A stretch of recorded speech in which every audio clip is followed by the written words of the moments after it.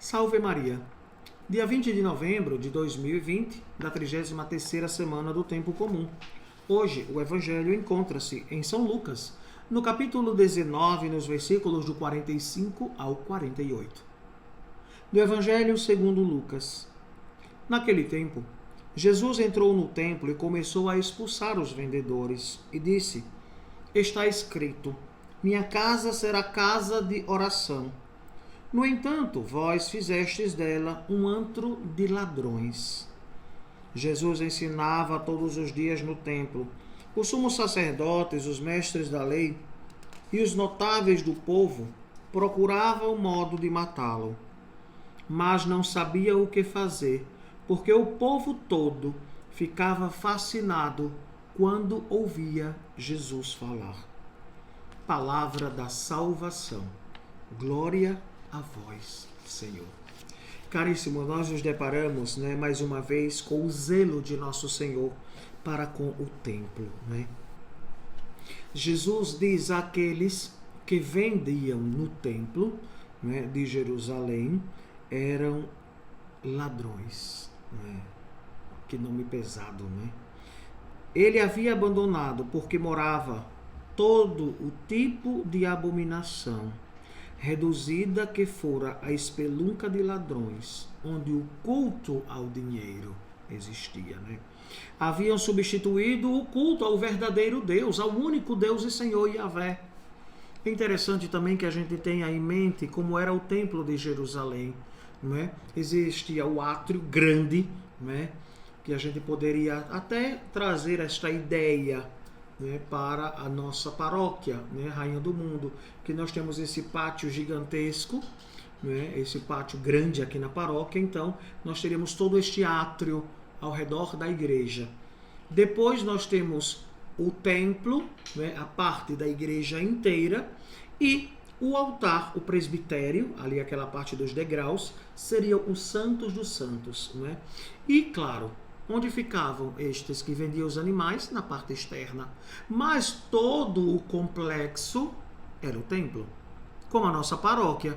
As pessoas pensam que a pracinha da paróquia é uma pracinha pública. Não, ela é propriedade da igreja.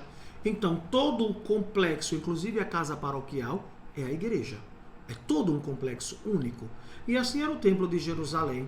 E então, na área externa do templo, se assim podemos dizer, eles faziam o quê? Vendiam os animais para as oferendas e vendiam todo tipo de coisa. E depois adulteravam as balanças. Tinha o câmbio das moedas, dos pesos das medidas. E então se tornaram ladrões. Sempre tentando extorquir as pessoas com valores exorbitantes.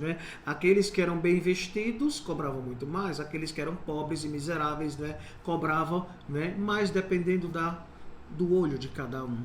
E a gente percebe que esta realidade acontece com alguns negociantes. Quando vê uma pessoa distinta, aí o preço sempre sobe.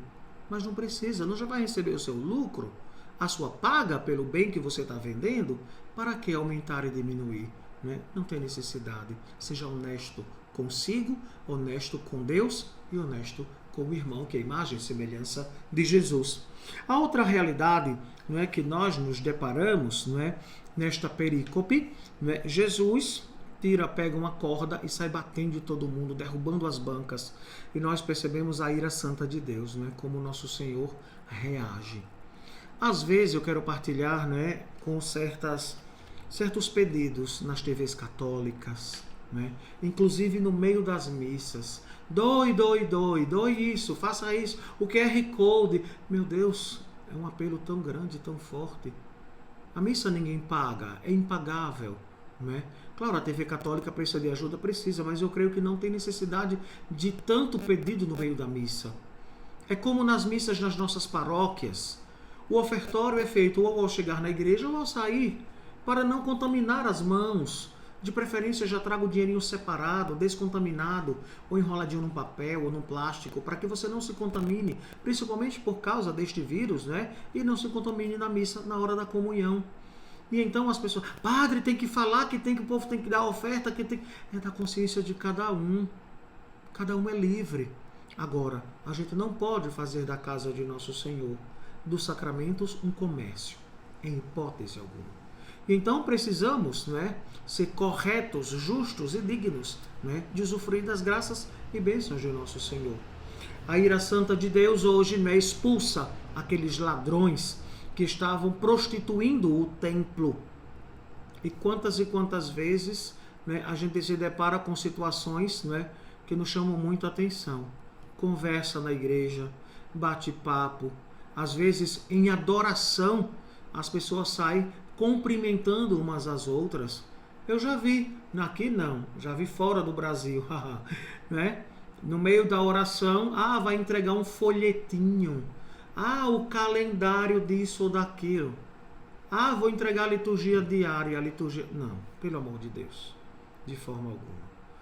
E principalmente se Jesus está exposto no sacrário, no ostensório, Então, as pessoas perderam a noção do sagrado. Jesus está presente na hóstia consagrada.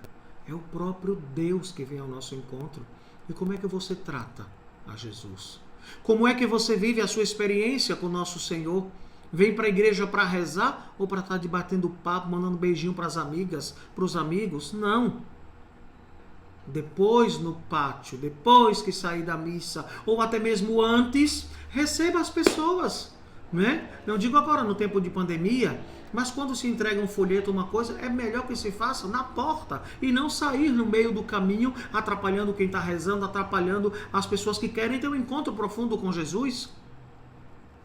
O templo é lugar de oração. Pensemos que se nosso Senhor tivesse aqui, presente, vivo, homem, no meio de nós, não teria tirado a corda, o cinto, e dado nas costas de muita gente que não o respeitam, que não o adoram, que não vivem essa intimidade. Então peçamos a Jesus que Ele nos dê a graça e a força do Espírito Santo, para que sejamos capazes de ver nele o nosso Deus, Senhor e Salvador, e sejamos capazes de respeitar o templo, a igreja, que é o nosso lugar de encontro com Deus, que é a casa dele. Que assim seja. Amém. O Senhor esteja convosco. Ele está no meio de nós. Abençoe-vos o Deus Todo-Poderoso, Pai, Filho e Espírito Santo. Amém.